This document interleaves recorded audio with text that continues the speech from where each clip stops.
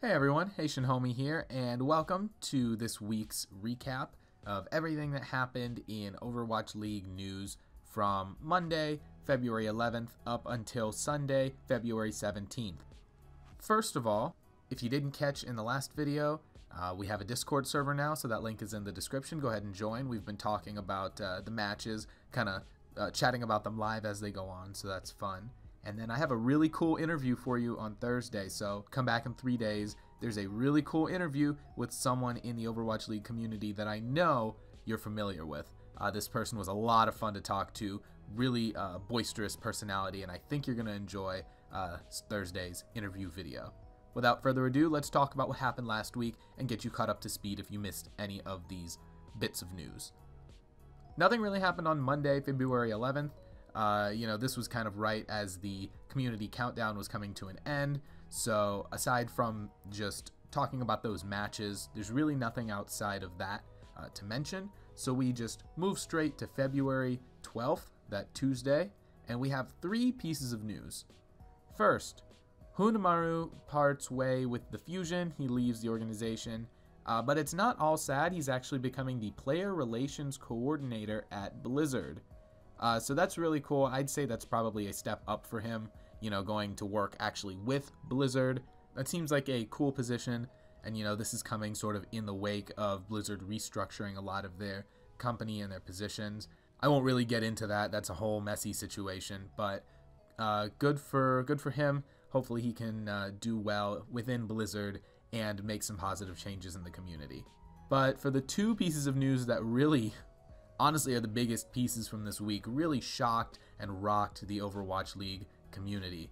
We know that Fearless isn't currently with the Shanghai Dragons, practicing and playing, so they were without their main tank. But then out of nowhere on this Tuesday, literally like 2 days before games were set to begin, Gamsu was traded from the Boston Uprising to the Shanghai Dragons to fill that void. So Gamsu is now Shanghai's new main tank. If you were watching the matches over the weekend, you saw that Gamsu did not play that first match, which is understandable because he really only had a couple days to, meet his teammates in practice. So it's understandable that he didn't play that first day where they lost to Hangzhou, to be expected. He did come in for their second match against the Vancouver Titans, and you could tell that there wasn't cohesion yet.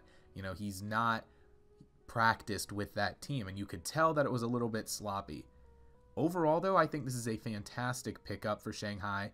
I think this is a clear upgrade. Gamsu will make a huge difference on this team moving forward. And I would say if you give him, until the end of Stage 1. Once we get into Stage 2, I think you'll really start to see Shanghai getting competitive as Gamsu learns the ins and outs with this team. It's a good pickup for them. And actually, you don't always see this with trades, but I think this actually worked in favor of both teams. I say that because the Boston Uprising have now called up Fusions, taking him off of that 2-way contract, making him a full-time player, main tank with the Boston Uprising. He's starting now. If you watched the games over the weekend, Fusions look strong. I've been saying that since the World Cup, and it's clear now that he has what it takes. He's not just, in the World Cup he got lucky because of Brig stuns that he could set up shatters. No, this guy's the real deal. They made it a competitive match against the NYXL, which a lot of people did not expect. They took it to the Houston Outlaws. I'm recording this right as that game ended. 3-2. There were some mistakes here and there, but Fusions is strong. I think that he works really well with this team, and coming out of this first week 1-1 is totally fine for them. It's a good start. I think Fusions is going to make a big impact in the league and makes for a great starter for the Uprising going into this season. So yeah, that was Tuesday. A big bit of news with Gamsu going to the Dragons and Fusions getting the full-time call-up for the Uprising. Oh, and last but certainly not least, who could possibly forget? XQC is back. We go again, boys. So this is a little bit of an asterisk. XQC is kind of back, but he is a substitute main tank for the Gladiators Legion. So technically he's back in the competitive Overwatch scene, but let's be real here. I think the reason for this is so that he can stay in the US on a visa. Streaming doesn't count as work, so he had to get a, quote, real job in order to stay in the US, which is what he wanted to do. So signing with the Gladiators Legion allows him to do that. In all reality, I don't know if we'll ever see him in the league. Right now, he's a backup to Panker on the Legion, and even Panker is a backup when it comes to the Gladiators themselves. So I think this is more for publicity. It's good for the Gladiators to have XQC signed on. I'm sure that increases their clout by a lot. It's good for XQC to be able to stay in the US. It's a win-win for everyone. And come on, we get a little tease that maybe XQC might come back to Overwatch League. So that's a lot of fun. But let's be real, he's probably just here to continue streaming and to sit on that roster as a substitute. Wednesday, February 13th, Reinforce announced that he's joining the Overwatch League team as a game producer. So he'd been teasing over the past couple weeks that he wasn't done with the Overwatch League yet, that he'd be coming back in some capacity, and even the Overwatch League itself said that we would see him throughout the season. Now we know in what capacity he's going to be working. So he explained on Twitter that this game producer role is new, and he's using his game knowledge behind the scenes to help elevate the show in all aspects for viewers. So, given my limited knowledge of the way esports works, what I understand this to be is someone who helps put what you see on screen together. So, you know, you have the observers crew. If you've ever seen like a traditional sports, you know, like production room, you have all the different cameras where you can see all the different setups, all the different views. So Reinforce, being a player, understands what's going to happen and when and where. So you have all of these different observers looking at all 12 different players. You have the different cameras as they rotate around the map, and Reinforce can call the shots and say, go to camera number 7, go to camera number 12, Shatter's coming in, get on the Rhine. So I think, judging, you know, from what I know, I think his role is kind of telling the cameras where to go so that they can make for a really good experience, so that the cameras can be ready for when something happens, the casters can hype it up, and then it happens and you get to see it all in real time, so you have less of those instances where something happens off screen and they have to rush a camera to it. And I think you've kind of seen that as the games have progressed. There have been several instances where something is about to happen and we get to see that lead up before it happens. So I think Reinforce must be doing a pretty good job so far, and when it comes to talking about Reinhardt's, he has come up on the camera a little bit already. So really glad to see him still involved here. You don't see him as much, but his impact is definitely felt. Also on February 13th, Nate Nanzer announced that Watchpoint is coming back every day for the entire season. So it starts, Watchpoint as like a pre-game show will be starting 30 minutes ahead of the matches, and then they wrap up the day's events for 30 minutes with the Watchpoint post-match show. So every single day, you can see the desk chatting about what's going to happen before the matches and what did happen after the matches. Then on Thursday, the matches began. So I don't want to give you like a play-by-play of the week. I'm not going to tell you, you know, everything that happened, but here are a few things that developed over the weekend that you should be aware of. Number 1. Every single hero in the Overwatch League roster has already been played. I think that happened on the second day of matches. Yes, Symmetra has been played. Actually, the Shock used her for a push, but Surefour, opening night, was the first one on King's Row. I think it was King's Row. They used some Symmetra strats, so she got played. Defran came out on the Torb. First part of Ilios, Torb came out. He went like 12-1, so Torb got some play. Every single character has been played, which is super cool. You know, first, a lot of people, we were worried about goats, nothing but goats.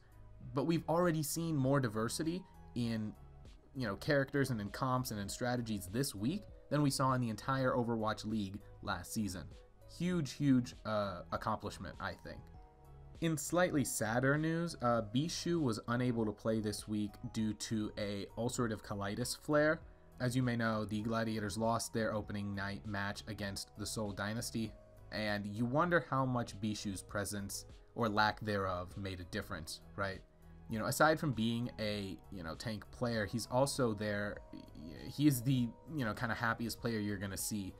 He's really good when it comes to translating for some of these players, so you wonder how much of an impact, aside from just his literal gameplay on his character, you wonder how much impact he has on a team. So him being unable to play I wonder if that made a difference. I wonder if that was their game plan to play him that got messed up. So hopefully he's able to come back soon. Of course, his health comes first and foremost, and I hope that he can get the medical attention that he may need and can come back guns blazing very, very soon for them. And the other bit of news, Custa did not play his team's second match, so they fell 3-2 against the Hangzhou Spark, which I would say is probably the game of the week to watch. Very, very fun match. But he did not play that second match, and there's very little explanation as to why he didn't play. Of course, Custa is, we all thought, a surefire starter. Custa has not made a statement as of Sunday evening. The Valiant has not explained why he was benched. The only hint we have comes from someone who is the associate editor for the Overwatch League. Her Twitter is @EMGTFY. I'm not exactly familiar with who she is exactly. But she tweeted after the Valiant Spark match saying, Kuki started in Custa's place because he was asked to practice Lucio about 3 weeks ago with the aim of introducing more flexibility to team lineups in this current meta because the coaches like his ult tracking aside Fate's shot calling. I guess I get that. I get the idea that you want to have more team diversity. I understand that you want to be able to have as many options as possible. However, having a player practice a hero for only 3 weeks when you're looking at this highest level of play, to me sounds like very little in comparison to having, you know, Custa just start. I don't understand this decision, and of course this is not the de facto answer that we might be looking for. This is kind of some speculation and kind of a partial answer, so I hope soon we can understand why Custa didn't play that second match. But that was definitely a question mark. So yeah, that's going to be it for this week's recap. On the screen, you can see the results of the matches from this first weekend of play. I'm not going to go through them one by one, but I will highlight 2 matches that I think you should watch. The first is that Hangzhou Spark versus Los Angeles Valiant match that I previously mentioned, because it was a very close match, really fun to watch. The second match would be the Philadelphia Fusion versus the Atlanta Reign that went 3-2 in favor of the Fusion. I'm not saying that because I'm a Fusion fan. I'm saying that because this was probably the most competitive match of the week where every map was really close. You know, you had some 5th map games where one map was in favor of the first team by a lot, and then the second map was in favor of the other team by a lot. But the Fusion Reign game was really close in every single map, and you never knew what was going to happen next, so definitely check those out. Biggest surprises were probably the Chengdu Hunters beating the Guangzhou Charge 3-2 for me.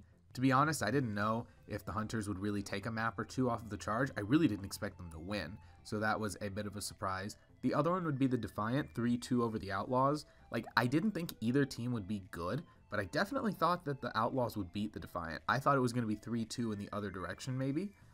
So this one was really a sloppy game. I wouldn't really recommend watching it, honestly, but it was an interesting result that I wasn't quite expecting. With that all being said, thank you for watching. Hopefully this recap helped. Hopefully you've enjoyed the first week of matches. I know I've loved seeing it. I've loved seeing every character being played. It's not just GOATs all the time, so I'm happy about that. Thank you everyone for watching. Be sure you come back on Thursday for that interview. I know it's going to be a cool one. So I will see you all in the next video, and enjoy catching up on the matches if you didn't get to watch them all over the weekend. Overwatch League is here, so let's enjoy it. This is the Haitian Homie signing off, and I will see you all later.